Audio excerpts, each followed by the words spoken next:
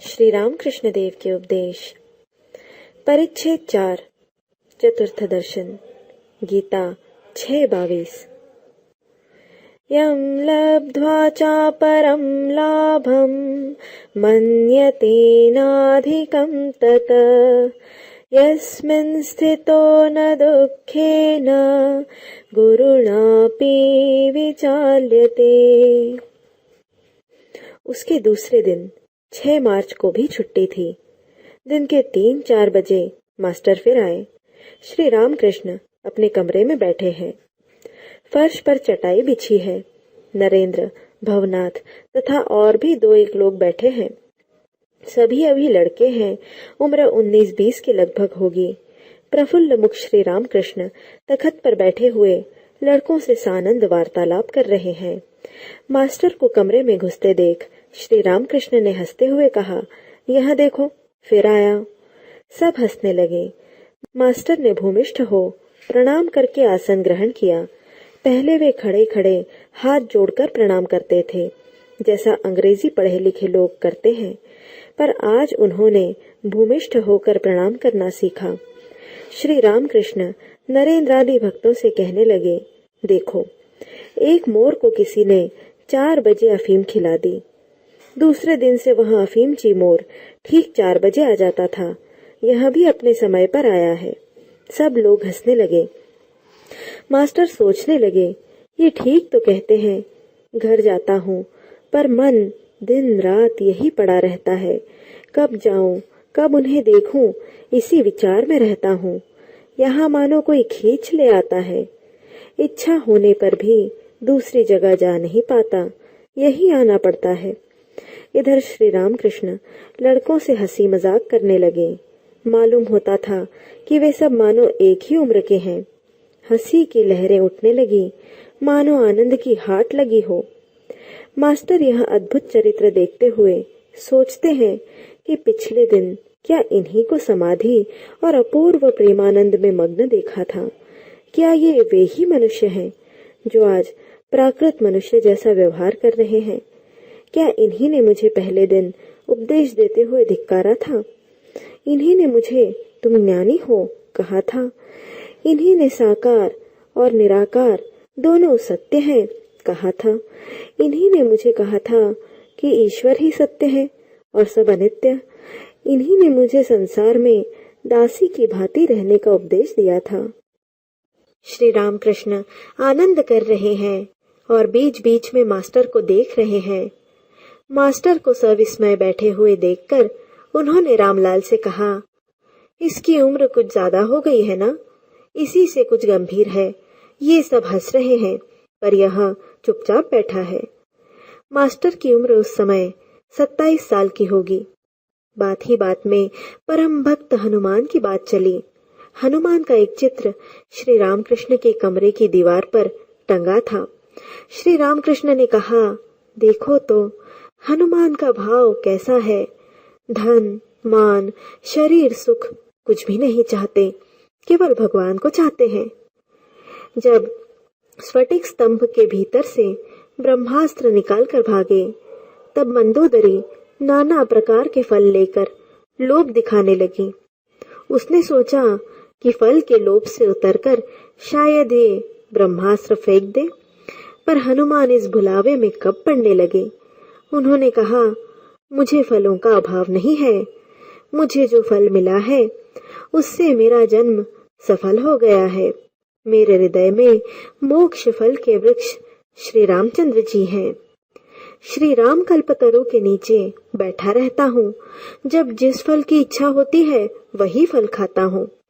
फल के बारे में कहता हूँ कि तेरा फल मैं नहीं चाहता हूँ। तू मुझे फल न दिखा, मैं इसका प्रतिफल दे जाऊंगा।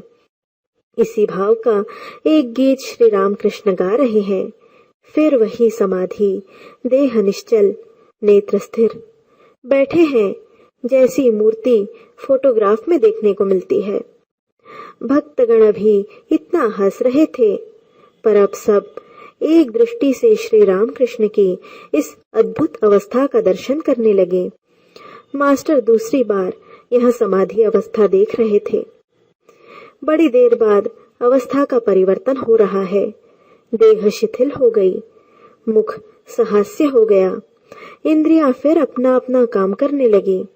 नेत्रों से आनंदाश्रु बहाते हुए राम राम उच्चारण कर रहे हैं। मास्टर सोचने लगे, क्या ये ही महापुरुष लड़कों के साथ दिल लगी कर रहे थे?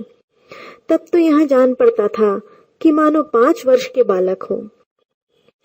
श्री रामकृष्ण प्रकृतिस्थ होकर फिर प्राकृत मनुष्यों जैसा व्यवहार कर रहे हैं।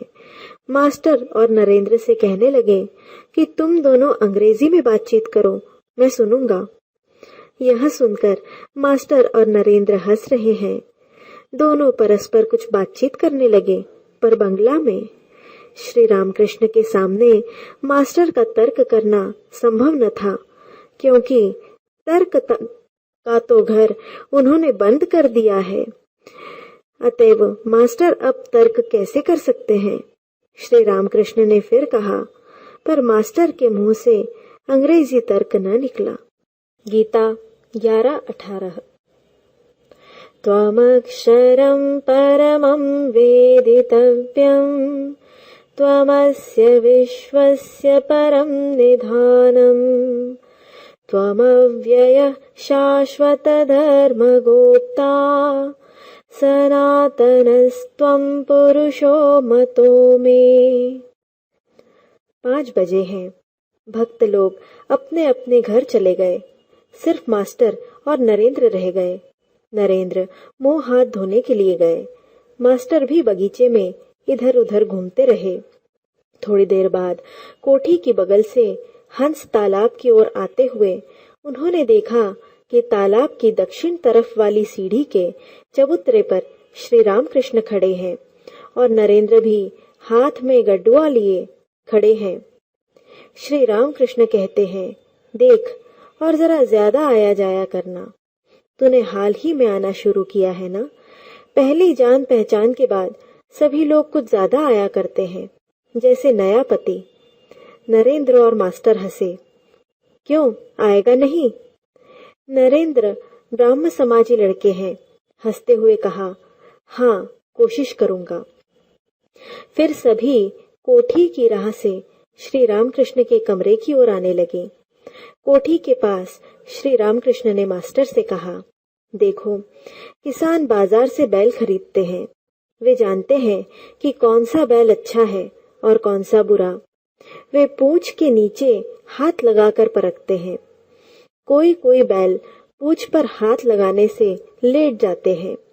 वे ऐसे बैल नहीं खरीदते, पर जो बैल पूंछ पर हाथ रखते ही बड़ी तेजी से कूद पड़ता है, उसी बैल को वे चुन लेते हैं। नरेंद्र इसी बैल की जाति का है, भीतर खूब तेज है। यह कहकर श्री रामकृष्ण मुस्कुराने लगे। फिर कोई कोई ऐसे होते हैं कि मानो उनमें जान ही नहीं है, न जोर है न दृढ़ता। संध्या हुई। श्री रामकृष्ण ईश्वर चिंतन करने लगे। उन्होंने मास्टर से कहा, तुम जाकर नरेंद्र से बातचीत करो और फिर मुझे बताना कि वह कैसा लड़का है। आरती हो चुकी। मास्टर ने बड़ी देर में नरेंद्र को चांदनी के पश्चिम की तरफ पाया। आपस में बातचीत होने लगी। नरेंद्र ने कहा कि मैं साधारण ब्राह्म समाजी हूँ, कॉलेज में पढ़ता हूँ, इत्यादि। रात हो गई। अब मास्टर घर जाएंगे, पर जाने को जी नहीं चाहता, इसलिए नरेंद्र से विदा होकर वे फिर श्री रामकृष्ण को ढूंढने लगे। उनका गीत सुनकर मास्टर मुग्ध हो गए हैं। जी चाहता है कि फिर उनके श्रीमुख से गीत सुने। ढूंढते हुए देखा कि काली माता के मंदिर के सामने जो नाट्य मंडप है, उसी में श्री रामकृष्ण अकेले टहल रहे हैं। मंदिर में मूर्ति के दोनों तरफ दीपक जल रहे थे। विस्तृत नाट्य मंडप में एक लालटेन जल रही थी। रोशनी धीमी थी।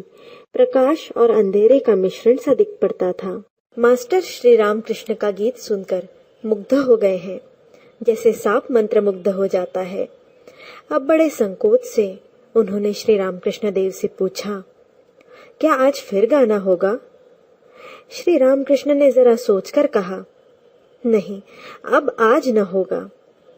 यह कहते ही मानो उन्हें फिर याद आई और उन्होंने कहा, हाँ, एक काम करना, मैं कलकत्ते में बलराम के घर जाऊंगा, तुम भी आना, वहां गाना होगा। मास्टर, आपकी जैसी आज्ञा। श्री रामकृष्ण, तुम जानते हो बलराम बसु को? मास्टर, जी नहीं। श्री रामकृष्ण, बलराम बसु, बोसपाड़ा में उनका घर है। मास्टर, जी मैं पूछ लूंगा। श्री रामकृष्ण मास्टर के साथ टहलते हुए, अच्छा, तुमसे एक बात पूछता हूँ, मुझे तुम क्या समझते हो? मास्टर चुप रहे।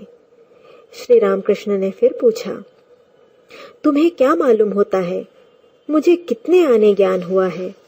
मास्टर, आने की बात तो मैं नहीं जानता, पर ऐसा ज्ञान या प्रेम भक्ति या विश्वास या वैराग्य या उदार भाव मैंने और कहीं कभी नहीं देखा। श्री रामकृष्ण हंसने लगे।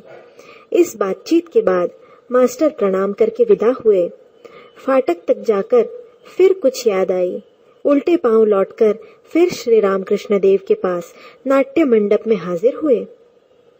उस धीमी रोशनी में श्री रामकृष्ण अकेले टहल रहे हैं, निस्संग, जैसे सिंह वन में अकेले अपनी मौज में फिरता रहता है। आत्माराम, और किसी की अपेक्षा नहीं। विस्मित होकर मास्टर उन महापुरुष को देखने लगे। श्री रामकृष्ण मास्टर से, क्यों जी, फिर क्यों लौटे? मास्टर, जी वे अमीर आदमी होंगे, शायद मुझे भीतर न जाने दे, इसीलिए सोच रहा हूँ कि वहां न जाऊंगा, यहीं आकर आपसे मिलूंगा। श्री रामकृष्ण, नहीं जी, तुम मेरा नाम ले ला, कहना कि मैं उनके पास जाऊंगा, बस कोई भी तुम्हें मेरे पास ले आएगा। जैसी आपकी आज्ञा, कहकर मास्टर ने फिर प्रणाम किया और वहां से विदा हुए।